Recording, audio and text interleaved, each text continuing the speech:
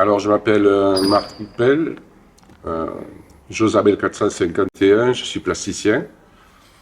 Et je suis revenu dans ma région d'origine, dans les Corbières à Fabrezan, pour développer un centre d'art. On m'a fait une proposition, c'était de reprendre ce lieu, qui était une ancienne cave viticole, une vinaigrerie aussi, puis une cave frigo. Et c'était un lieu qui est devenu obsolète avec aujourd'hui la circulation. J'ai racheté ce lieu et j'ai proposé à des amis artistes de monter une association pour développer l'art ici sur Fabrezan, à l'intérieur de cet espace. Donc on est au début de ce projet. On a commencé à mettre en place, développer ce projet sur la partie principale d'accueil,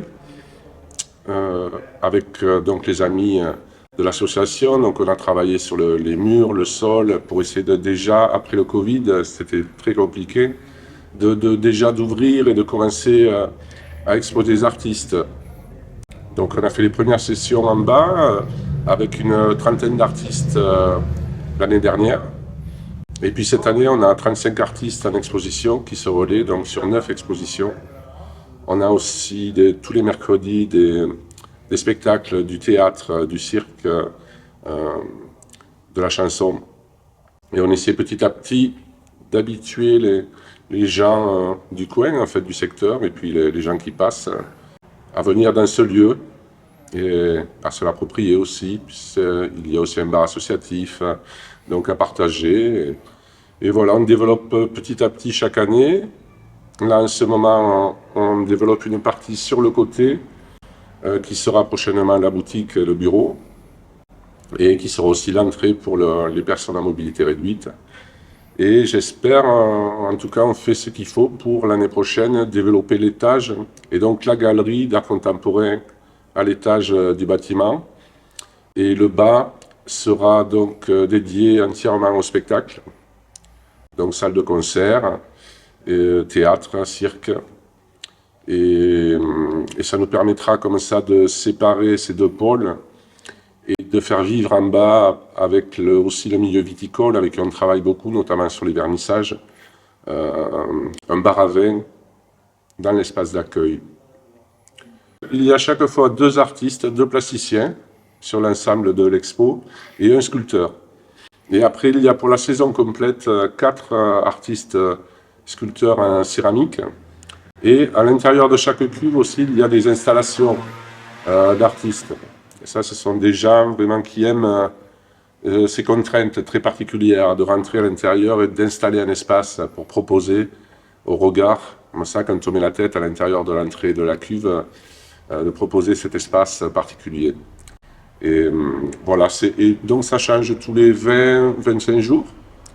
Et on a une saison donc, qui fait entre 30 et 35 artistes sur 9 expositions au total. Vous faites des choix ou est-ce que c'est à la demande comme ça? Non, je fais des choix. Alors j'ai un parti pris qui est, certains l'ont remarqué déjà, qui est assez sombre, parce que c'est quelque chose qui me correspond dans l'art et qui n'était pas présenté dans cette région. Donc c'est vraiment un parti pris sur un travail, on va dire, un peu sombre, un peu des fois mystique, étrange, on va dire. Et puis après, il y a aussi, voilà, c'est l'œil. J'ai une grande fascination pour les artistes depuis très longtemps, pour ceux qui sont passés et pour ceux qui vivent aujourd'hui. Et donc j'ai cet œil aussi, j'arrive à voir dans un dessin ou chez un artiste, vraiment, voilà, ça me touche, il y a quelque chose qui se passe. Donc je propose des invitations, les artistes viennent ou pas. Et puis voilà, ça fonctionne comme ça.